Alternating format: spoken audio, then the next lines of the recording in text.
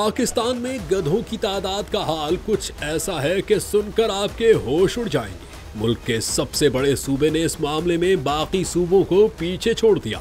ज़राअत की ताज़ा शुमारी रिपोर्ट के मुताबिक पंजाब में गधों की तादाद सबसे ज्यादा तकरीबन 24,03,000 है, जबकि सिंध में ये तादाद 10,81,000 है। खैबर पख्तूनख्वा में गधों की तादाद 7,82,000 और बलूचिस्तान में सिर्फ 6,30,000 गधे मौजूद हैं। इस्लामाबाद में तो ये तादाद महज 4,000 है। पंजाब में गधों की तादाद बलूचिस्तान से 17,73,000 ज्यादा है, यानी वहाँ वाकई गधे की दुनिया आबाद है। पाकिस्तान भर में कुल गधों की तादाद 49 लाख तक पहुंच चुकी है।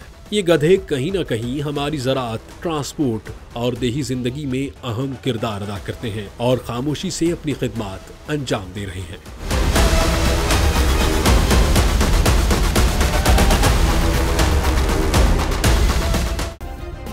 सब्सक्राइब करें और बेल दबाएं ताकि कोई खबर रह न जाए।